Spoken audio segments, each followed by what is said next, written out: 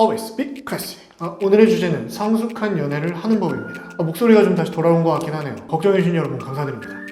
이번 컨텐츠는 이제 주변에 연애를 하는 동생들이 상담 비슷하게 이제 저희 부부에게 얘기를 할 때가 좀 많이 있는데, 그 친구들이 얘기를 하는 게 형네 부부는 성숙한 관계처럼 보인다, 그런 얘기를 좀 많이 해주셔서 이 성숙한 연애란 과연 무엇일까, 그런 생각에서 좀 출발을 하게 됐습니다. 이게 사실은 저도 20대 때는 굉장히 나쁜 남자였어요. 좋은 연애 상대는 아니었던 것 같아요. 근데 이제 저도 우리 처제 덕분에 트위티님을 만난 이후로는 나름대로 좀 진짜 성숙한 연애를 하고 있지 않나, 트위티님 덕분에 그런 생각이 듭니다. 그래서 어떤 요인이 있었는지를 한번 되짚어보니까 8가지 정도가 있었던 것 같아요. 그걸 이제 하나씩 좀 말씀을 드려보도록 하겠습니다. 일단 첫 번째, 가장 좀 인상 깊었던 것 중에 하나인데, 당연하게 생각하지 않기. 이게 시간이 지날수록 상대방이 굉장히 좀 편해지잖아요. 그러다 보면 조금 막대할 수도 있고, 상대방의 배려에 당연하게 느낀다든지, 아니면은 그런 배려조차 잊고 대충대충 넘어간다든지, 그런 경우들이 좀 많이 생기는데, 튜티님은 진짜 처음 만났을 때부터, 그리고 요즘 결혼 생활을 계속 유지를 하는데도 똑같이 굉장히 좀 인상 깊은 부분이, 당연하게 생각하는 게 없어요. 육아 같은 경우에도 보통 같이 하잖아요. 그러면 제가 육아를 함에 있어서 뭐 예를 들면 목욕을 시킨다든지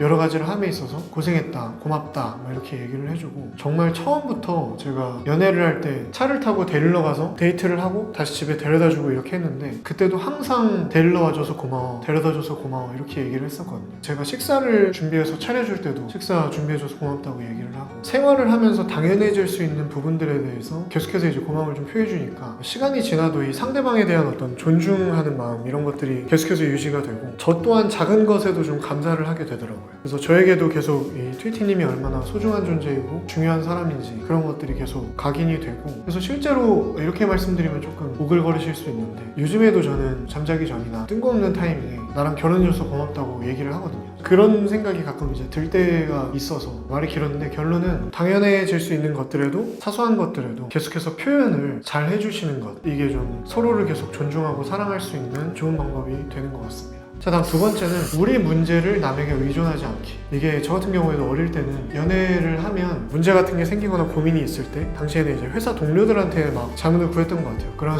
연애 박사들이 모인 단톡방 같은 것도 있어가지고 걔네들한테도 많이 물어보고 그랬었는데, 이게 알고 보니까 이제 연애 박사가 아니라 굉장히 친구 입장에서 생각해주는 그런 좋은 친구들이었더라고요. 그래서 오히려 그런 의견들대로 제가 행동을 했다가 진짜 막 크게 싸운 적도 많이 있었고, 싸우고 나서 이제 여자친구 얘기를 들어보면 여자친구 말이 맞아요. 내가 왜 그렇게 했지? 괜히 얘네 말을 들었네, 이런 생각이 든 적도 좀 있었습니다. 물론 이제 친구들한테 탓을 하진 않았지만. 그래서 이제 이렇게 연애를 오래 하다 보면 우리의 문제는 사실 속속들이 알고 있는 건 우리밖에 없거든요. 내가 아무리 이제 어떤 상황인데, 야 이게 내가 잘못한 거냐, 혹은 어떻게 해야 되냐 이렇게 얘기를 해도, 이게 은연중에 내 입장에서 얘기를 하게 될 수밖에 없어요. 그래서 여자친구 입장에서는 기분 나쁠 수 있는 것들도 내가 이제 그냥 필터링을 해서 나 위주로 얘기를 하게 될 수 있는 거죠, 무의식적으로. 그러다 보면 또 이상한 해답이 나옵니다. 아무리 이제 연애에 대해서 좀 뛰어난 감각과 지혜가 있는 분들이 있더라도, 문제가 생기거나 했을 때는 스스로 생각을 해보고 대화를 통해서 우리의 문제를 우리가 스스로 풀려는 그런 습관을 가져보는 게 정말 좋은 것 같아요. 자, 다음 세 번째는 적당한 거리두기입니다. 이게 좀 의외라고 생각하시는 분들도 계실 것 같은데, 연인이 되면 서로의 모든 것들을 공유해야 된다고 생각하는 분들이 많이 계시더라고요. 이게 막 신뢰의 징표처럼 여겨지는 것 같아요. 근데 이제 이 연인이라는 건 당연히 내 소유가 아니고 내 삶의 전부도 아니에요. 사실 정말 이제 일주일을 통째로 놓고 봤을 때 함께 보내는 시간이 얼마나 되느냐, 진짜 객관적으로 산출해보시면 그렇게 많지 않으실 수도 있습니다. 상식적으로 생각을 해도 평일에 퇴근을 하고 만나봤자 몇 시간 같이 못 있고, 주말에도 이틀 내내 데이트 하시지는 않잖아요. 하루 정도 데이트 하시니까 그 외의 시간은 이제 다 본인의 시간인 거죠. 이런 맥락에서 상대방의 개인의 시간이 있다는 것, 개인의 삶이 있다는 것도 인정을 해줘야 되고, 너무 그 연인에게만 목매는 것보다는 친구들이라든지 아니면 취미생활이라든지 이 자기 스스로 개인의 삶을 밸런스 있게 잡아가는 것이 굉장히 중요하다고 생각이 듭니다. 그렇게 해야만 서운할 일도 훨씬 더 좀 많이 줄어들고, 한마디로 좀 문제 소지가 좀 훨씬 덜 생기는 느낌이에요. 너무 의존적인 연애보다는 자립적인 연애를 하시는 게 본인의 심리 건강에도 훨씬 도움이 되시고, 훨씬 성숙한 연애를 할 수 있다는 거죠. 다음 네 번째, 우울할 때 풀어줄 수 있는 방법을 찾아보기. 주변에 이제 보시면 아시겠지만 좀 성숙하게 연애를 하는 커플들을 보시면 공통점이 있는데, 이 상대방이 우울할 때 어떻게 하면 풀어지는지, 기분이 안 좋을 때는 어떤 표정을 짓는지, 그리고 어떨 때 행복해하는지, 어떤 선물을 받고 싶은지, 그러니까 이런 식으로 이 상대방의 어떤 상황별 특징들, 이런 것들을 굉장히 잘 알고 있어요. 내가 보기에는 오늘 기분 괜찮아 보였는데 풀어줬는데 근데 아니래. 오늘 조금 뭔가 다운돼 있는 느낌이래. 그러면서 뭐 자기네들끼리의 그런 어떤 우울할 때 푸는 뭐 엽떡 뭐 이런 거를 같이 먹어야겠다고 먼저 가겠다고 뭐 이런 경우가 있더라고요. 근데 이것 자체가 보면은 상대방한테 관심이 굉장히 많다는 방증인 것 같아요. 계속해서 이 사람을 지켜보다 보면 이 사람이 어떤 상황에 어떤 표정을 짓는지, 뭘 좋아하는지, 지금 이 사람에게 필요한 게 뭔지 이걸 당연히 알게 되거든요. 저 같은 경우에도 이제 계속 육아를 얘기하게 되는데 제가 야간 근무를 합니다. 11시, 12시부터만 4, 5시까지 제가 이제 아기랑 같이 잠을 자고 낮에는 아내랑 장모님이 함께 이제 아기를 좀 보고 있는데 제가 봤을 때 트위티님이 우울해하는 포인트는 햇빛이랑 잠자는 시간인 것 같더라고요. 그래서 일부러 이제 주말에도 제가 계속 본다고 하고 나갔다 오라고 하고 햇빛 좀 많이 쐬고 뭐 볼이랑 산책을 하든 아니면 뭐 애견 카페를 가든 좋은 데 있는 카페를 한번 차 타고 혼자 갔다 오든 뭐 친구를 만나든 그렇게 좀 많이 해주려고 노력을 하고 그리고 일부러 제가 가장 잠을 깊게 자는 시간에 우리 튼튼이를 보고 있어요. 그래야지 낮에 잠이 부족하지 않으니까. 그래서 저는 이 두 가지를 사수해주는 게 육아를 함에 있어서 저에게 가장 큰 목표인데 이런 것들을 정말 관심 있게 보면 보입니다. 상대방이 우울할 때 풀어주는 법 혹은 이제 우울해지지 않아지는 법 뭐 이런 것들을 좀 면밀하게 한번 분석해 보실 필요가 있어요. 자, 다음 5번째, 다툼을 두려워하지 않기. 저도 트위티님이랑 아직까지 크게 한 번도 싸운 적이 없다고 말씀을 드렸는데 그럼에도 불구하고 제가 계속해서 얘기를 하는 건 뭐냐면 우리가 첫 번째 다툼이라는 그 기록을 깨는 걸 두려워하지 말자. 기분이 나쁜 게 있었으면 서로 이제 명료하게 얘기를 해주고 그걸 서로 풀어나갈 수 있는 방법을 찾아보자. 이렇게 저는 항상 얘기를 하거든요. 말 그대로 너무 이제 이런 다툼을 피하다 보면 진짜 쌓여요. 이 마음속에. 그래서 그냥 그때그때 차라리 얘기를 하는 게 좋더라고요. 저 같은 경우에는 뭔가를 좀 고쳐줬으면 좋겠거나 그런 게 있을 때 혹시 요즘에 내가 뭐 고쳤으면 하는 거 있는지 먼저 물어봐요. 그리고 나서 내가 이제 이런 것들을 좀 고쳐줬으면 좋겠다 이렇게 얘기를 합니다. 그러면 이제 그냥 그렇구나 이렇게 하고 그냥 깔끔하게 넘어가게 되더라고요. 혹은 저희 같은 경우에는 말씀드렸듯이 트위티님이 임신하기 전에는 마주 앉아서 술을 정말 자주 마셨었습니다. 뭐 무슨 막 부어라 마셔라 마신 게 아니라 대화를 진짜 많이 했었어요. 저희는 이제 진짜 TV도 진짜 안 봤어가지고 같이 식탁에서 시간을 좀 많이 보냈었는데 그게 사실 뭔가 서로에 대한 오해와 서운함 이런 것들을 미연에 푸는데 좀 도움이 많이 됐던 것 같아요. 그래서 결론은 다툼을 좀 미연에 방지할 수 있는 이런 소통 방법이 있으면 정말 이제 자연스럽게 소통할 수 있는 그런 창구를 좀 만들어 보시면 좋을 것 같고 그게 아니라면 차라리 진짜 다투시고 이런 문제가 왜 생겼는지 서로 이제 같이 얘기를 해보고 다음에는 이런 일이 좀 재발이 되지 않게 뭔가 좀 예방책 같은 것들을 말씀을 해보시는 것도 좋을 것 같습니다.